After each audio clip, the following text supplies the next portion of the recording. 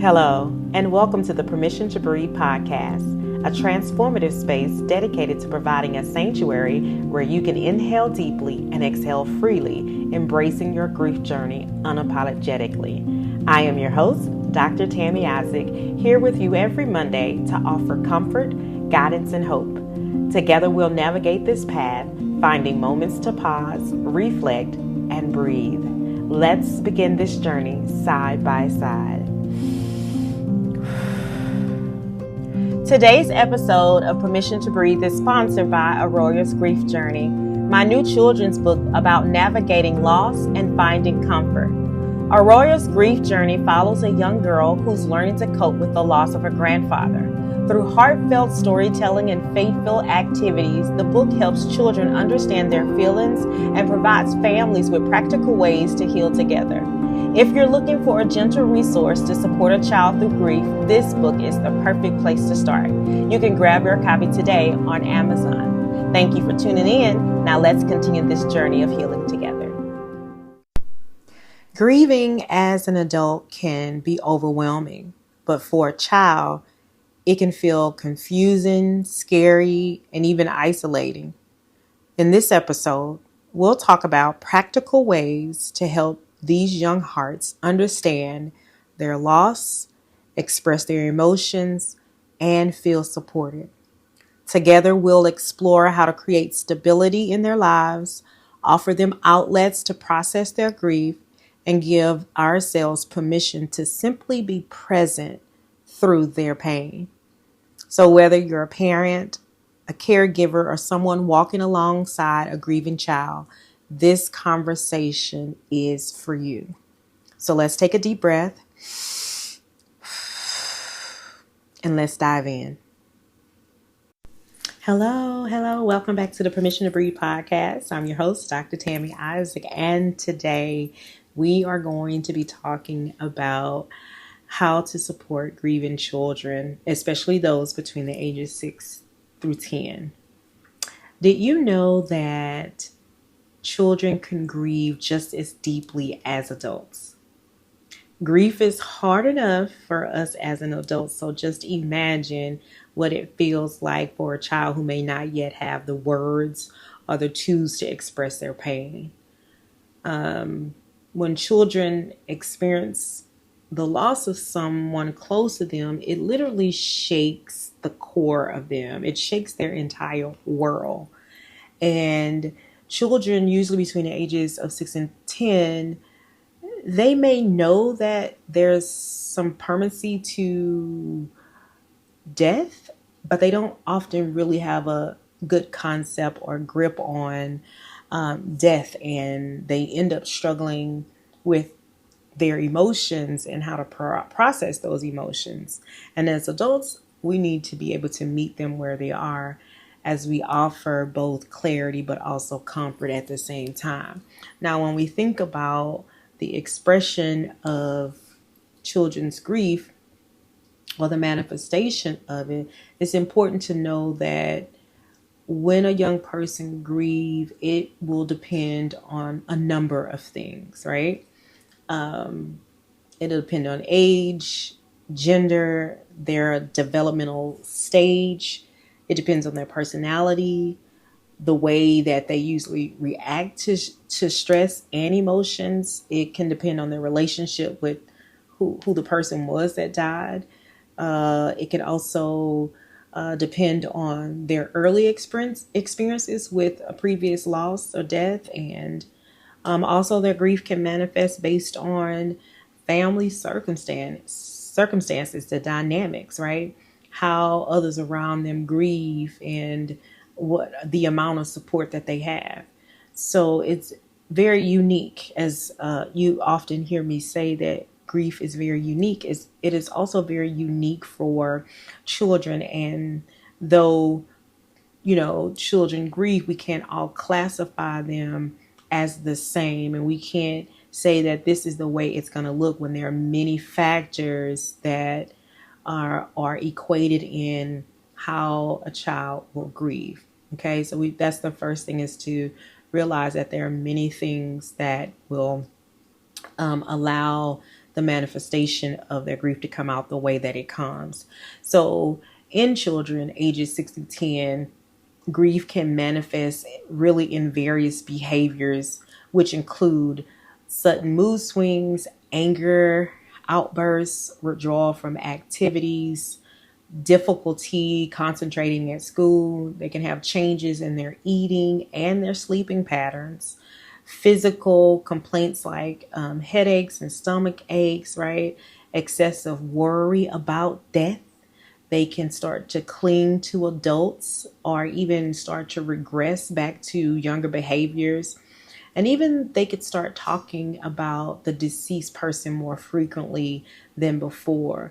And so these are just different ways that we as an adult need to be aware so that we can be able to meet children where they are with both clarity and comfort. And so one of the biggest things we can do is to simply listen.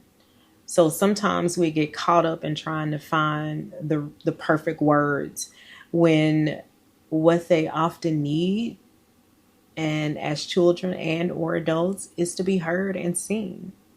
And so we need to give them permission to express their sadness, confusion, or even anger without rushing to fix it because we're their parents, we love them. Their grief is as real and valid as ours. And even if it shows up in different ways, it is still their manifestation of what they're experiencing. I did want to say before I move to the next thing is that also it's important to realize that children's grief can also be manifested not just in childlike behaviors, but also according to the way they see their parents, caregivers, adult loved ones around them grieving as well. So if you are grieving and expressing that and they see your sadness, your tears, they will also mimic that. But also at the same time, and those are healthy things to do. There are times that we have unhealthy ways of dealing with our grief, and so our children and those that we care for between these ages of 6 to 10 will also mimic our unhealthy ways. So if I'm suppressing my emotions, I'm ignoring my emotions, and I'm not giving attention to it, and I am shunning people away, closing down and isolating myself, then children also will tend to do that. A lot of times, especially when they look up to you and they role model after you, right? And they respect and honor you. They tend to believe that, okay, this is the way mom's doing it. This is the way dad is doing it. This is the way my uncle or my big brother is doing it. So that's the model that I'm going to follow. So it's also very important that we also pay attention to the way that we are allowing our grief to manifest, because sometimes the children that we love and that are around us will also mimic this same thing that we're doing. And if we're grieving in unhealthy ways, then they will too as well. So it's important that we give them permission to experience their emotions, as we also give ourselves the permission to experience those emotions as well, and to be able to sit not just with our own grief, but be able to sit with them in their grief in a way to give honor to what they're feeling, so that they can know that what they are feeling is okay, and it is a natural, healthy process to be able to allow their emotions to flow in the direction that they are. Because at that age, they're not necessarily aware of how to allow their emotions to process, and us as the adults want to make sure that we are guiding and helping navigate them to be able to allow the emotions to flow in such a way that it is healthy enough to experience, and also vulnerable enough to honor and experience the love and compassion that you had for the one that did pass away. And so We want to be able to understand grief through their eyes and not just our own. In addition, I mentioned that one of the biggest things that we can do is really listen. I think it's important to allow children to express themselves just the way that they know how at the time. So, whatever words that they're using, whatever tone that they're using, I think you should allow them to be able to express themselves that way. Don't put words in their mouth. Don't try to guess what they're saying. Be very patient and to sit while allowing them to think about how they feel long enough so that they'll be able to give you something, because a lot of times we tend to put words in their mouth and they just go with that, and they may not even understand what exactly that emotion feels like. So we want them to be able to learn to describe in their own words what exactly they are feeling. And the big thing for parents and loved ones, caregivers, we want to fix things for people. Even I, as an adult, have friends that I absolutely love, and I have god baby and nieces and nephews, and I would love to fix things so they don't have to go through it. But that is not very helpful for them as they grow up, because they need to understand that not everything will be perfect, but there are ways to deal with situations that don't feel good, and may eventually break our heart, but that we can overcome those moments by sitting with our emotions and allowing them to process as the way that God has given us these emotions to help us heal through life difficulties and situations. So, though we love very hard, sometimes our love will get in the way from the healing experience that our children really need. Discussing death and grief with children can be quite challenging, but open communication is vital if we're going to help them through the process of experiencing their emotions and helping them to understand the situation. Here are a few things that you want to keep in mind as you begin to have conversations with children. One, be honest. Give them clear, truthful information about the death, and use language that they can understand. And it's also best to avoid euphemisms like gone to sleep or went away on a long vacation or something like that. You want to be very honest. Children respect honesty more than anything. So you want to make sure that you are being very clear and giving them only the information that they're asking. Don't want to give them more than what they're asking for, because you don't want to confuse them. But if they ask you a specific question, you answer that specific question, and then you move forward and don't add anything extra. Here's the second thing: you want to encourage questions. Absolutely allow the child to ask questions and answer them very honestly. Again, be truthful. Even if the answer is difficult, or if you feel like it's going to cause them more pain, more hurt or sadness, you just want to be honest with it. You just want to get it out there, because this helps create a safe space for the child to begin to express and their feelings, to express their concerns, to feel the emotions. And if they're with you in a safe space, then that's a really good space and time to allow them to feel these new feelings that they haven't felt before, because they're with you and they feel comfortable to be able to do that. Three, you want to make sure that you're using reliable, or should I say relatable, examples that are age appropriate examples, like from books or movies or real life situations, to help explain the concept of death and loss. You want to use something that they can understand. You don't want to confuse them further by bringing in something elaborate that they have no clue of what you're talking about, but you want to be able to relate to them where they are, the age that they are, the experience that they are at, so that they can have a little more clarity and not more confusion. 4, validate their feelings.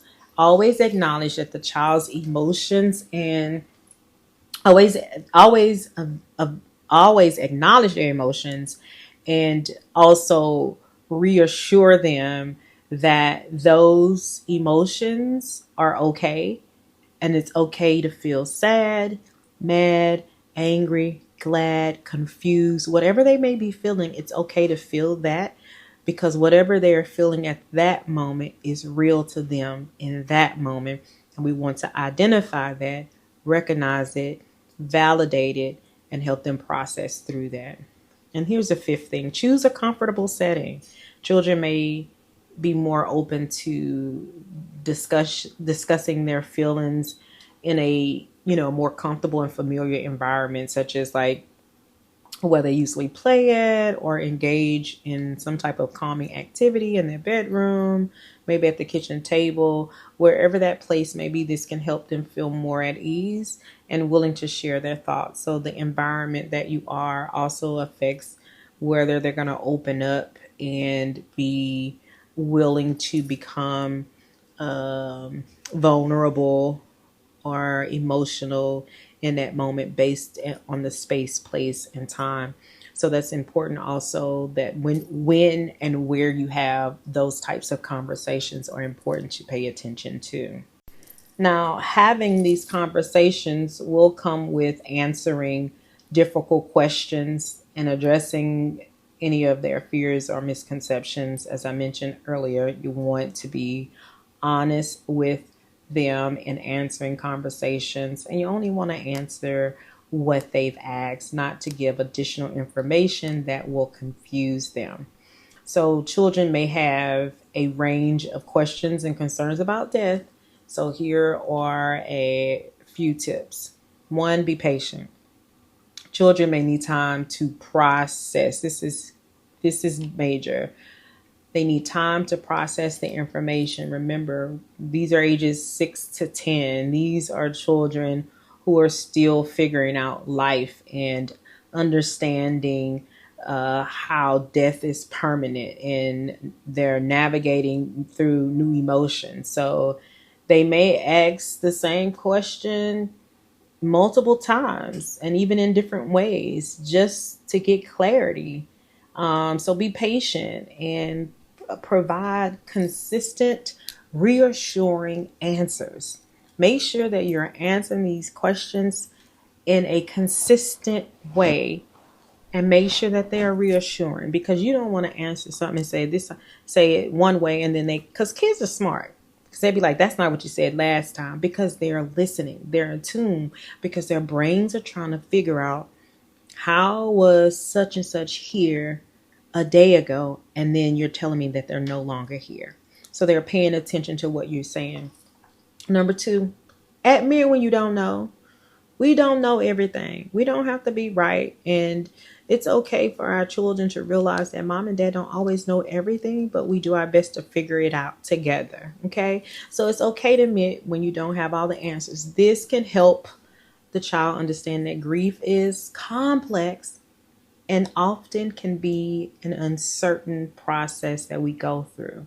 This goes back to, I mentioned earlier that, us trying to fix things for our loved ones. It's like, because we don't want them to go through pain or burden.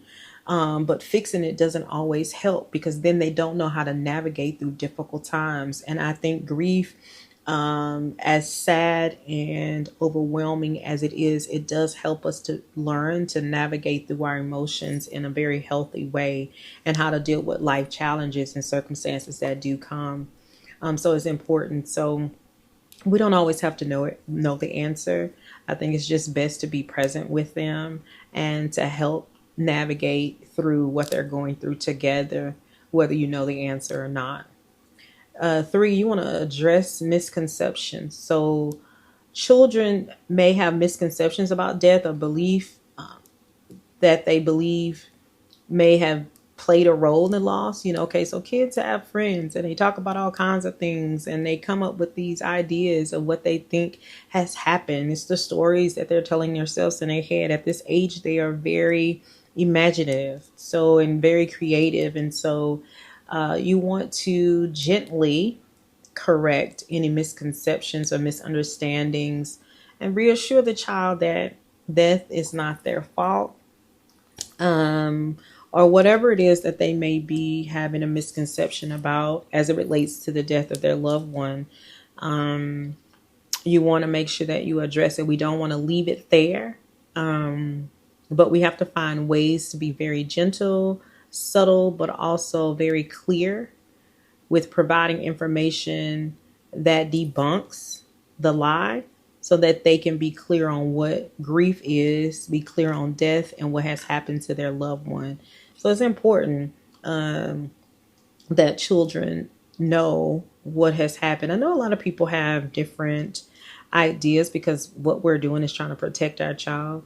But honestly, I worked in hospice and been at homes where, large families are there. You have kids from all ages running around, and, parents don't want their children to see the body in the house or be a part of, these closing moments that we have there. But I've always been one to advocate that having the children a part of this final moment is very healthy, and it helps support them through the process. If I could convince the mom, I would usually do my best to, without pushing them, but just gently encouraging them to be a part of it, especially if the child was expressing wanting to be a part of that. Because I've had several children to say, no, I want to go see my dad, or I want to see my grandparent, or whoever it is I want to.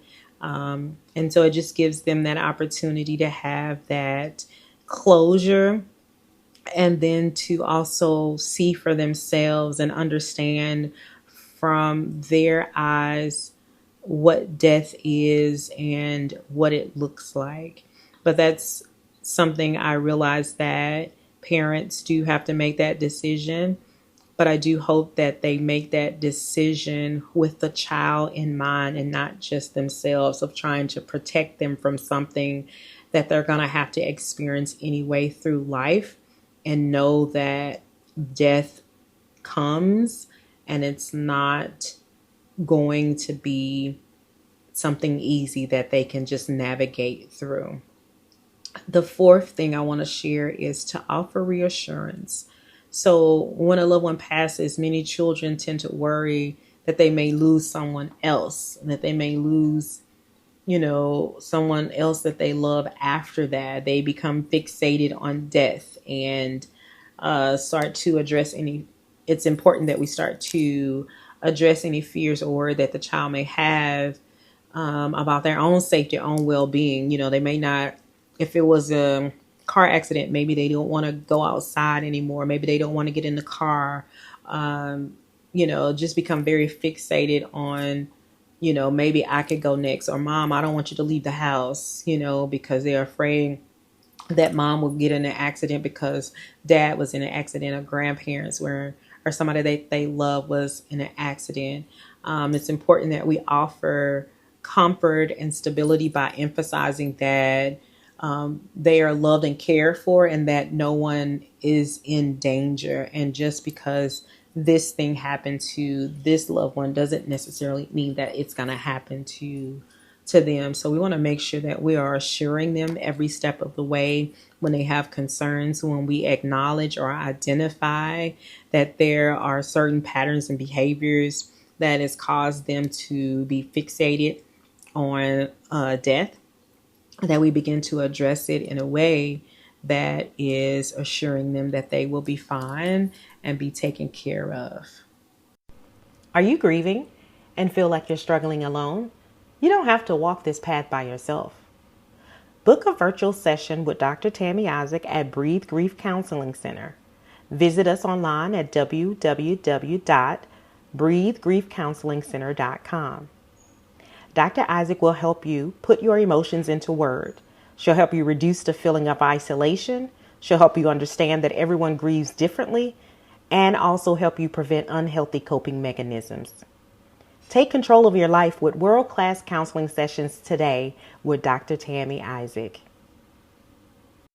Let's talk about creating stability in times of grief with our children. So, children need stability during grief. Their world has already been shaken by the loss that they've experienced. And so maintaining their daily routines like school, meal times, bedtime rituals can help them feel safe. And having familiar routines can create a sense of normalcy and predictability during a time of uncertainty. So structure can also help children feel cared for and reassured that their needs will continue to be met. So as we think about having stability and maintaining our routines, it's also important to remember that it's crucial to strike a balance between consistency and flexibility. So grieving children may need extra support or accommodations, and being too rigid in enforcing routines may cause additional stress. And so here are some ways I want to share briefly how we can balance flexibility and consistency at the same time. So the first one is to prioritize routines. So you want to focus on maintaining key routines such as like bedtime, meal time, school attendance, while allowing for more flexibility in other areas of your child's day. So whatever is important, the necessities of their day that needs to happen, you want to focus on those, and everything else where you can be flexible in, then you want to extend some grace in those areas and be okay with that, because you are needing to pay much attention to your child's actions, the character, the demeanor, the things that they're experiencing, so that you can know what areas that you may need to put a little extra support in and provide accommodations as you go, right? So we want to make sure that we can be flexible in those moments where they need a little extra support. The second one is you want to allow for emotional expression, which you want to be sensitive to the child's emotional needs and also allow for moments of grief expression, even if it means deviating from the usual routine. So I would say, sometimes kids can become vulnerable in what you might call inopportune times. Like you might be trying to rush off to work, but all of a sudden the child becomes open, vulnerable, and ready to express what they're feeling. It could be at drop off and you're about to put them out the car and they're about to go to school, and then all of a sudden they start asking questions or saying something and showing emotional signs. You want to allow for those emotional expressions. You just have to. And I know, we're trying to rush off to work. We're trying to miss traffic. We're trying to get to that important business call. Whatever it is that you're rushing off to do, you want to take time. And when you notice that there is something happening emotionally within your child, you just have to sacrifice and take that pause and meet that child where they are at that moment, because you don't know if you'll get that moment back again. Because if you risk missing that moment, shunning that child's vulnerability at that time, you make them feel unsafe and you unwelcome their emotions, which could cause a regression in their grieving process. And so we just want to be sensitive to the child in that moment and allow for that moment to provide extra support to them, even if it means that we have to deviate from our normal routine. Okay. The third one is communicate. Talk to the child about how they feel. Have conversations. Please talk to your child. You don't know how people feel until you've asked them and you've allowed them to express how they feel. We make assumptions all the time about how somebody feels, but you don't know until you've had a conversation with them. So be aware of the needs that they convey, both verbally and non-verbally, and adjust their schedule accordingly. You have to pay attention to what's happening with your children verbally and non-verbally, and be able to be flexible and be able to deviate from what you've already had planned, right? Four, be patient. Be patient, be patient, be patient. Understand that the grieving process is different for everyone, whether you're an adult or a child. It is very unique to the person who is experiencing grief. And the child may need more time or support to adjust to the loss. Okay? You have to give them time. You cannot put a time limit on them. You have to allow them to go through the process themselves, right? To experience that. And when they come through is when they come through. Be patient as they navigate their emotions, right?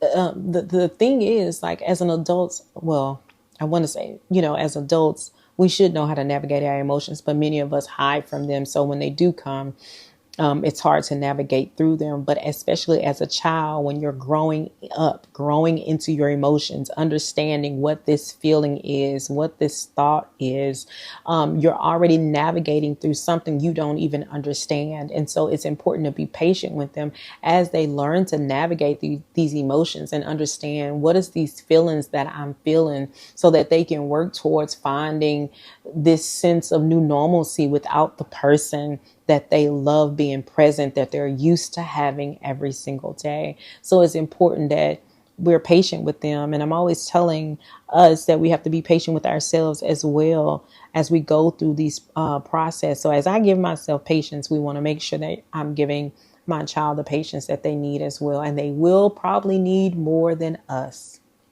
And here's the fifth thing: reassess and adjust.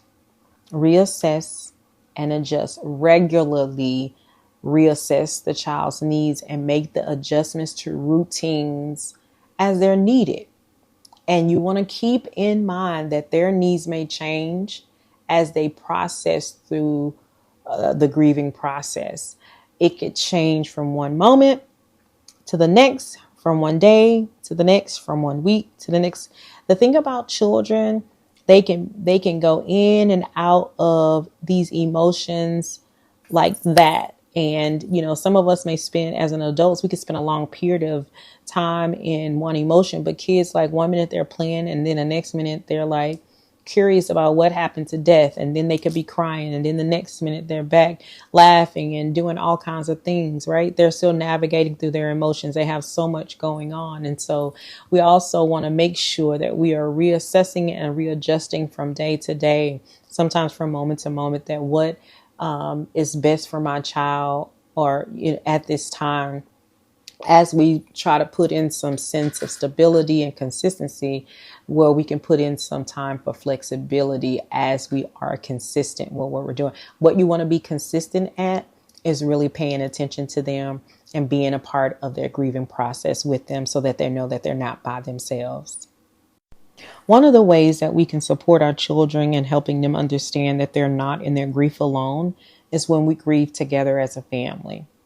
Now, grief doesn't look the same for everyone. So when families lose a loved one, parent, children, and even extended relatives may all process that loss very differently. And so it's important to understand that grief comes in waves, and some people may cry, while some people may remain silent, and some may not even know how to express themselves at all. So as a family, we have to give each other permission to grieve in our own ways, right? So for parents, this may mean allowing children to express their feelings through play or art, while others, it might involve having open conversations about their emotions. So, create a space where everyone's experience is validated, even if it doesn't mirror your own. Okay. And it's also important to know that, again, remember that you won't have all the answers, but simply being present, allowing space for each other's grief is very, very powerful. It literally lets everyone in the family know that it's okay to feel whatever they're feeling and that there's no right or wrong way. So, as we think about ways of grieving together as a family, I want to share four benefits. So the first one is just the shared experience. So as we grieve together, it allows family members to understand and empathize with each other's emotions, creating a strong support network. So we get to see the vulnerability of the other person, understand where that person needs support at. We also get to recognize and understand how that particular person grieves and what it looks like for them in that moment, and vice versa. They get to see and experience my grief, and we end up having an emotional bond that's being connected. And doing this together really brings us stronger in relationship and makes our network and our support with one another strong. And we know that we have this reliable, safe space that we can go. And I have someone that I can talk to about what I'm feeling, because grief is very isolating. It can make you feel like you're by yourself if you don't have anybody to really share your experience or your emotions at that time. And it helps me to respect the other people in the family as they go through their grief, and I can identify when they're having a rough time and when they need that space to be held for them, and the same, for me. Two, as we grieve as a family, is, I've been saying this, I think the whole podcast, is open communication. It encourages everyone to open up about the loss. It gives them that space, the safe space that they need to talk about it and help normalize their grief expressions as they communicate about with it, and create an environment where children feel safe to share their feelings as well, right? So as we talk more about it, it helps us to settle into our emotions and settle into what I'm feeling, and really give thought and name to the emotions that I'm feeling, and allowing them to navigate in ways that need to be navigated, so that I can grieve very healthy. And I'm not alone, but I'm with others. Emotional support is the third one. So family members can offer emotional support and comfort to one another, which helps to alleviate feelings of isolation and loneliness. So it's community, right?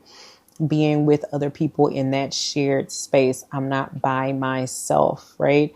It's not as easy to fall into depression when you are in a shared space with an emotional support to help you as you go through your grieving process. And the fourth one is modeling healthy grief. So I'm always talking about grieving, but in healthy ways. So when children see adults in their family grieving in healthy ways, they learn how to process and experience their own emotions more effectively. I mentioned that a little bit earlier, that sometimes that children will mimic what they see their parents or adults that they love, respect, and honor, how they react to the grief. And so if they see you reacting in a healthy grieving manner, then they too will also take upon those same actions. And when we are able to do it together within the family, it is supportive and healthy as well,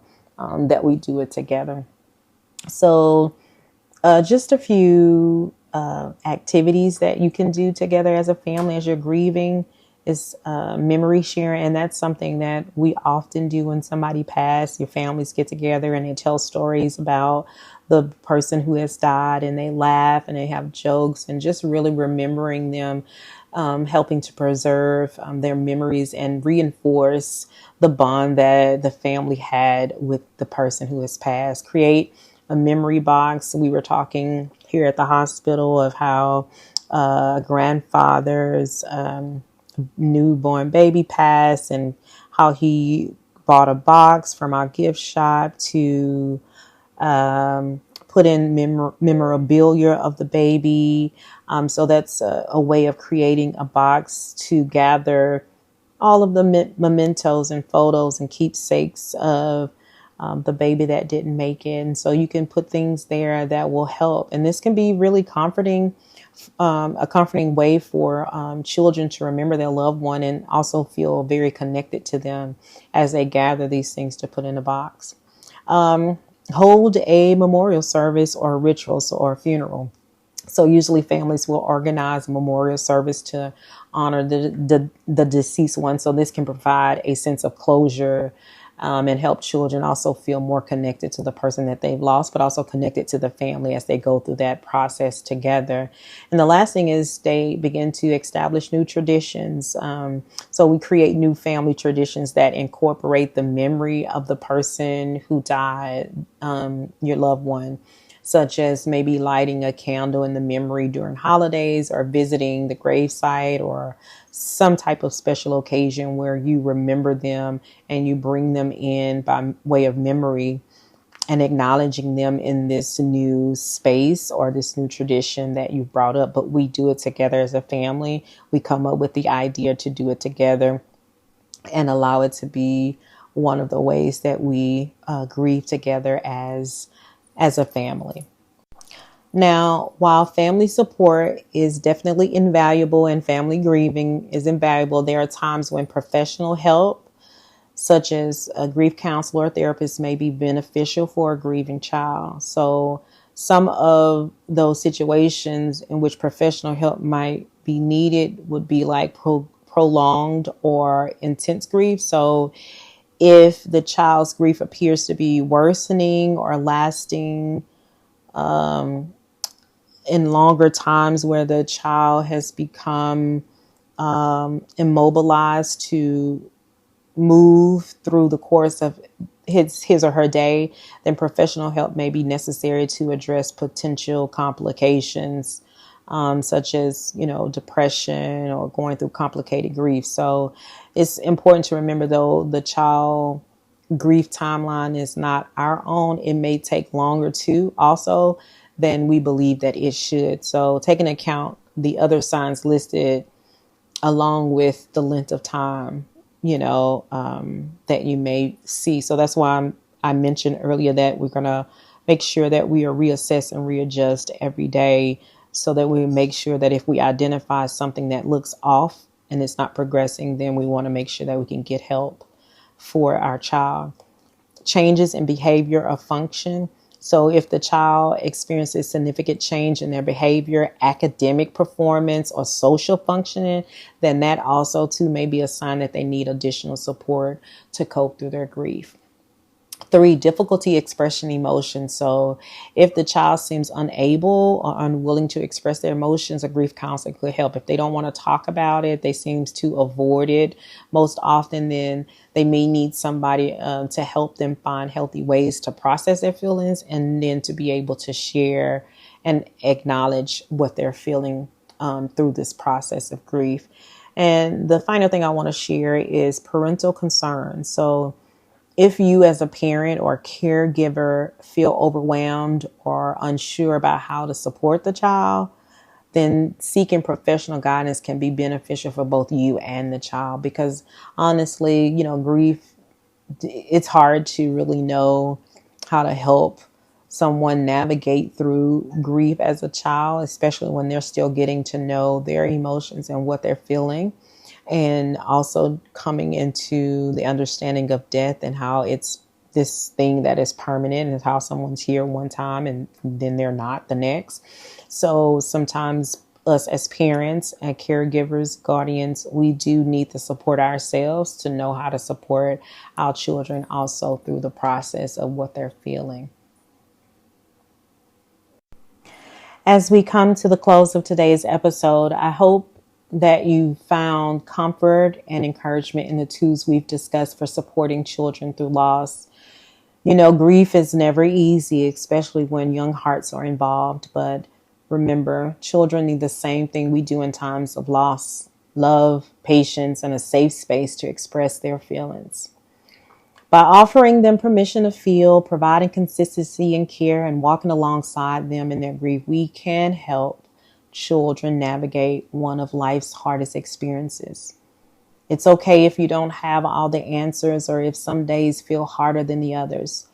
Just being present, listening, and validating their emotions makes a world of difference. Thank you so much for joining me on this journey of understanding and healing. If you found today's episode helpful, I encourage you to share it with someone who may be walking through this season with a child. And remember to subscribe to Permission to Breathe for more conversations on finding peace and strength through life challenges. Until next time, take a moment to breathe, to listen, and to embrace the healing process, both for you and the children you care for. Thank you so much for joining me today on the Permission to Breathe podcast. I hope today created space for you to breathe and find peace on your journey. I invite you to join me again next Monday for another episode as we continue to navigate this path together. Don't forget to like, subscribe, and to share the podcast. Until next time, take care and keep breathing unapologetically.